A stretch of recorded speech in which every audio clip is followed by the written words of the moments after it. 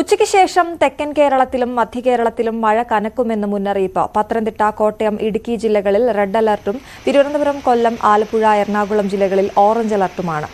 Dan Kurian ചേരുന്നു വിവരങ്ങളുമായി. Dan, വലിയ മഴ ഈ കഴിഞ്ഞ 24 മണിക്കൂറിൽ തന്നെ പെയ്തിരുന്നു. ഇനിയും ഇന്ന് ഉച്ചയ്ക്ക് ശേഷം വലിയ മഴ വരുമെന്നാണോ മുന്നറിയിപ്പ് വന്നിരിക്കുന്നത്? ഏറ്റവും പുതിയ അറിയിപ്പ് എങ്ങനെയാണ്?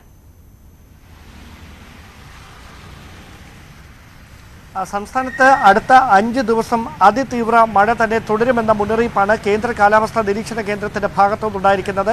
അത് മുന്നിൽ കണ്ടുകൊണ്ട് തന്നെയാണ് പത്തനംതിട്ട, കോട്ടയം, ഇടുക്കി ഉൾപ്പെടെയുള്ള ജില്ലകളിൽ 3 ദിവസം അടുത്ത ദിവസത്തേക്ക് റെഡ് അലർട്ട് പ്രഖ്യാപിച്ചിരിക്കുന്നത്. അതോടൊപ്പമാണ് തിരുവനന്തപുരം, കൊല്ലം, ആലപ്പുഴ, എറണാകുളം ജില്ലകളിൽ ഓറഞ്ച് അലർട്ടും മറ്റ് ജില്ലകളിൽ യെല്ലോ അലർട്ടും നൽകിയിരിക്കുന്നത്. അതിതീവ്രമായ മഴയ്ക്ക് തന്നെയാണ് ഈ എല്ലാ ജില്ലകളിലും സാധ്യത എന്ന മുന്നറിയിപ്പ് തന്നെയാണ് കേന്ദ്ര കാലാവസ്ഥാ നിരീക്ഷണ കേന്ദ്രത്തിൻ്റെ ഭാഗത്തുനിന്ന് വന്നിരിക്കുന്നത്. അതുകൊണ്ട് തന്നെ അത് മിന്നൽ പ്രളയത്തിലേക്ക് തന്നെ വഴിവെക്കാവുന്ന സാഹചര്യമുണ്ട്.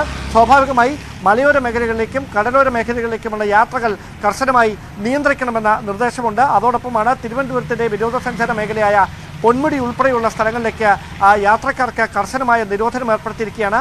മലയോര മേഖലകളിലേക്ക് ഈ രാത്രിയിലുള്ള യാത്രകൾ കർശനമായി നിയന്ത്രിക്കണമെന്ന നിർദ്ദേശവും ജില്ലാ ഭരണകൂടങ്ങളുടെ ഭാഗത്തു നിന്നും ഉണ്ടായിട്ടുണ്ട്. സ്വാഭാവികമായി വരുന്ന 5 ദിവസത്തേക്ക് സംസ്ഥാനത്തിൻ്റെ മിക്കവാറും എല്ലാ ജില്ലകളിലും അതിതീവ്ര മഴയ്ക്ക് തന്നെ സാധ്യതയുണ്ട് എന്ന മുന്നറിയിപ്പാണ് കേന്ദ്ര കാലാവസ്ഥാ നിരീക്ഷണ കേന്ദ്രത്തിൻ്റെ ഭാഗത്തു നിന്നുണ്ടായിരിക്കുന്നത്. 31-ാം തീയതിയോടെ കേരള തീരത്തേക്ക് കാലവർഷം എത്തുമെന്ന വിലയിരുത്തലാണ് കാലാവസ്ഥാ നിരീക്ഷണ കേന്ദ്രത്തിലുള്ളത്.